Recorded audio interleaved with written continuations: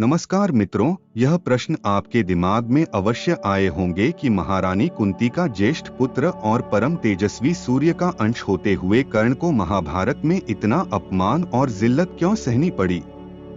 आखिर ऐसी कौन सी दुश्मनी थी अर्जुन और कर्ण में जो उसने कभी भी अपने बड़े भाई को सम्मान की दृष्टि से नहीं देखा। आखिर क्या वजह थी कि कर्ण सूर्य देवता का अंश होते हुए दुर्योधन जैसे राक्षस के पाप में भागीदार बना।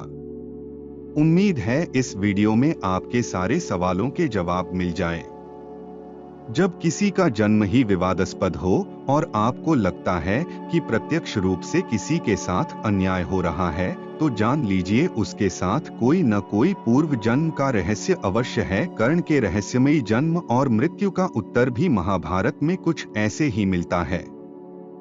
त्रेतायुग में दंभोद्धाव नामक एक राक्षस हुआ करता था। उसने सूर्यदेव की कड़ी तपस्या करके उन्हें प्रसन्न कर लिया और अमरता का वरदान मांगने लगा। तब सूर्यदेव ने अमरता का वरदान देने से साफ मना कर दिया। तो उसने कहा, तो फिर मुझे ऐसे 1,000 दिव्य कवचों की सुरक्षा दीजिए जिनमें से किसी एक कवच को केवल वही तोड़ सके जिसने 1000 वर्ष की तपस्या की हो, और जो भी कवच को तोड़ेगा वो तुरंत मृत्यु को प्राप्त हो। सूर्य देवता जानते थे कि यह राक्षस मेरे वरदान का दुरुपयोग करने वाला है, लेकिन वह वचन देने को मजबूर थे। अतः उन्होंने उस राक्षस को वह विचित्र वरदान दे डाला। सहस्त्र कवचों से सुरक्षित होने के बाद दंभोद्धाव का नाम सहस्त्र कवच पड़ गया। अपनी शक्ति के अनुसार वरदान पाते ही उसने उत्पात मचाना शुरू कर दिया। सहस्त्र कवच के अत्याचार से तीनों लोकों में त्राही त्राही मच गई। सभी देवता मिलकर इस विचित्र राक्षस से निजात के लिए भगवान विष्णु के पास गए।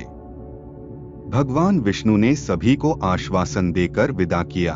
उसी समय सती के पिता दक्ष प्रजापति ने अपनी पुत्री मूर्ति का विवाह ब्रह्मा जी के मानस पुत्र धर्म से किया। भगवान विष्णु ने मूर्ति के 2 जुड़वा बच्चों के रूप में जन्म लिया, जिन्हें नर और नारायण नाम दिया गया। 2 शरीर होते हुए दोनों में एक ही आत्मा निवास करती थी। कालांतर में दोनों भाई बड़े हुए। एक भाई तपस्या के लिए वन में चला गया और एक भाई ने दंभोद्धाव राक्षस को युद्ध के लिए ललकारा। अट्टहास करते हुए दंभोद्धाव बोला, तुच्छ नर, तू नहीं जानता कि मुझे मारने के लिए मेरा कवच तोड़ना जरूरी है, और मेरा कवच केवल वही तोड़ सकता है जिसने 1,000 वर्ष तपस्या की हो। ऐसा मुझे सूर्य का वरदान है। नर ने मुस्कुराते हुए कहा, रे दुष्ट राक्षस, तू भी नहीं जानता कि हम 2 भाई हैं और हमारी आत्मा एक ही है। मेरे भ्राताश्री नारायण तप कर रहे हैं और मैं तुझे युद्ध के लिए ललकारता हूँ, आ मुझसे युद्ध कर। दोनों में घमासान युद्ध शुरू हुआ। दंभोद्धाव को यह देखकर आश्चर्य हो रहा था कि नारायण के तप के साथ नर की शक्ति बढ़ती जा रही थी। 1000 वर्ष का समय पूर्ण होते ही नर ने सहस्त्र कवच का एक कवच तोड़ डाला, लेकिन कवच टूटते ही सूर्य के वरदान के अनुसार नर की मृत्यु हो गई। तभी नर का भाई नारायण सामने से दौड़ा चला आ रहा था। दोनों भाई जुड़वा थे, अतः सहस्त्र कवच यह देखकर दंग रह गया कि ये अभी तो मृत्यु को प्राप्त होकर फिर से कैसे दौड़ा चला आ रहा है। तभी उसने देखा कि नर का शरीर तो उसके सामने ही पड़ा था। वह नर का भाई नारायण था, जो अपने भाई की ओर दौड़ा चला आ रहा था। नारायण को अपने भाई की ओर जाता देखा अट्टहास करता हुआ सहस्त्र कवच बोला, तुम्हें अपने मूर्ख भाई को समझाना चाहिए था, बेवजह मारा गया। नारायण शांतिपूर्वक अपने भाई के पास बैठा और मंत्र पाठ किया। उसी क्षण नर उठ बैठा हुआ।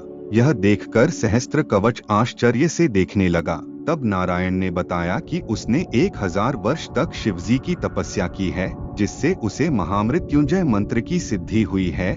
उसी के प्रभाव से उसने अपने भाई को जीवित किया है। अब नारायण ने सहस्त्र कवच को ललकारा और नर को तपस्या में बिठा दिया। 1000 वर्ष होने के बाद सहस्त्र कवच का दूसरा कवच भी टूट गया और नारायण की मृत्यु हो गई।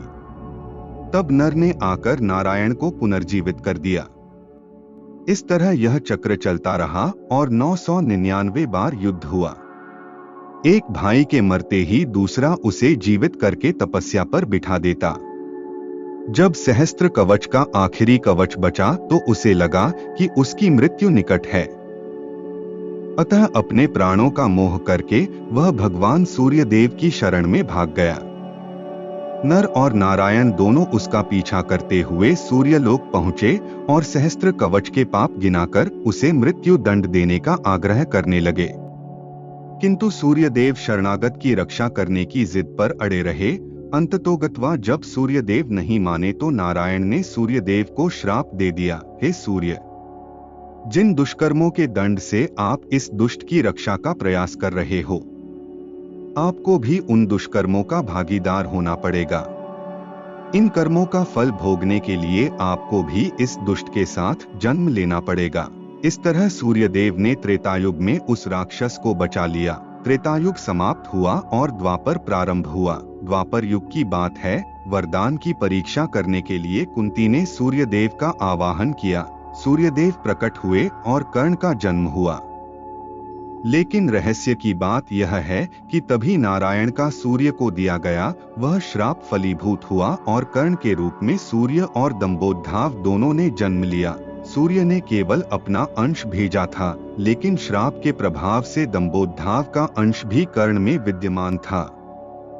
यह ऐसे ही था जैसे नर और नारायण दो शरीर होते हुए के आत्मा थे। उसी तरह कर्ण में सूर्य और दंभोद्धाव दोनों की आत्मा अंश रूप से विद्यमान थी। दूसरी ओर त्रेता के नर और नारायण द्वापर में अर्जुन और श्री कृष्ण बने। सूर्य के अंश के कारण ही कर्ण परम तेजस्वी और वीर था, जबकि दंभोद्धाव के अंश के कारण ही कर्मफल के रूप में उसे अन्याय और अपमान सहना पड़ा। कर्ण का कवच वही आखिरी 1000वां कवच था जो दंभोद्धाव के पास युद्ध के दौरान बचा रह गया था। यदि अर्जुन उस कवच को तोड़ता तो उसी क्षण उसकी मृत्यु तय थी। यह बात इंद्रदेव को पता थी, इसलिए उन्होंने पहले ही कर्ण से कवच और कुंडल मांग लिए थे। अब तो आपको समझ में आ ही गया होगा आखिर कर्ण को अन्याय और अपमान क्यों झेलना पड़ा।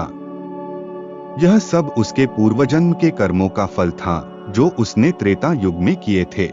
तो दोस्तों, आप लोगों को यह वीडियो कैसा लगा हमें कमेंट बॉक्स में जरूर बताएं और ऐसी ही रहस्यमय कहानी एवं पौराणिक कथा सुनने के लिए हमारे चैनल को सब्सक्राइब जरूर करें और वीडियो को लाइक करें। धन्यवाद।